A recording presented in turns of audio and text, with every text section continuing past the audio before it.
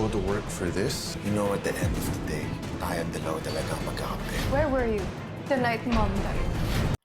Ginawa lahat ni Annie para maniwala si Bingo na hindi niya binibili ang pamilya niya, pero pinunit-punit ni Bingo yung tseke na binigay niya na kahit nagmamakaawa ang nanay niya na makinig muna siya sa kanya. Giniit ni Annie na siya ang pinunta niya doon dahil gusto niyang makausap ang anak niya, na agad namang umangal ang binata na mag-usap sila kung yun ang gusto niya. Sabay hinamon niya na sabihin niya sa kanilang lahat na hindi lang sarili niyang anak ang sinira niya, pati na rin ang buhay ni Caroline, na sinubukan pang pakalmahin ng dalaga pero hindi na nakontrol ng binata ang galit niya. Sinumbat pa niyang yung mga pinaggagawa ni Annie sa mga Chu ay yun ang simula kung bakit namatay ang mama ni Caroline, na totoong magkasabwat pa sila ni Engineer Bautista. Giniit ni Bingo na ang dami niyang buhay na sinira, sabay sinigawan pa niyang kaninong buhay ang susunod niyang sisirain, kaya sinubukan siyang awatin nila Lola Nene at Monching dahil naaawa na din sila kay Annie sa mga mabibigat na salitang binibitawan ni Bingo sa nanay niya, lalo't hindi alam ni Annie kung papaano niya uumpisahang magpaliwanag sa kanilang lahat. Giniit pa ni Bingo na huling beses na niyang sasabihin na wag na siyang bumalik sa bahay nila. Humingi ng tawad si Annie kila Lola Nene at Monching dahil nagkagulo sila dahil sa kanya, sabay nagpaalam na ito nang pilit siyang ipagtabuyan ni Bingo. Agad pumunta si Bingo sa may terrace na agad namang sinundan ni Caroline.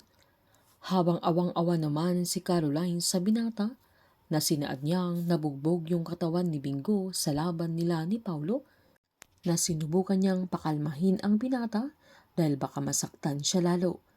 Nanggigigil na sinabi ni Bingo na kaya niya yung sakit ng katawan, pero yung nagawa ng nanay niya sa kanya at kay Caroline ay halos hindi niya makayanan. Kinuha ni Caroline ang mga kamay ng binata, na ginawa din niya yung ginawa ni Bingo sa gym na i-massage ang ulo niya para ma-relax ito. Sinaad ni Bingo na hindi pagod ang isip niya, na agad namang sinabi ng dalaga na alam niyang may sakit sa puso niya, sabay patong ng kamay sa dibdib ng binata. Naiiyak na sinabi ni Caroline na hindi niya alam kung anong saktong salita ang pwede niyang sambitin para mawala yung sakit na nararamdaman ni Bingo, sabay sinabi niyang hindi mag-isa si Bingo sa sakit na nararamdaman niya dahil andoon siya para sa kanya, sabay hinawakan niya ang balikat ng binata. Habang nagre-research naman si Charles Stone tungkol kay Annie, ay sinerve ng waiter yung order niya na may nilagay na kutsilyo para sa pagkain niya. Nang pinagmasdan niya ito ay naalala niya yung gabing pinuntahan niya sila Divine at Caroline, pero si Divine lang ang nagbukas ng pinto at nanginginig siya sa gabing yan na pagbukas ni Divine ay may hawak pa siyang kutsilyo. Painit ng painit ang mga tagpo, sabay-sabay po nating subaybayan ang advance episode at ang nalalapit na pagtatapos ng Can't Buy Me Love dito po sa aking channel. Patuloy lamang pong manood at mag-subscribe para ma-update po kayo sa mga susunod na episode. Marami pong salamat.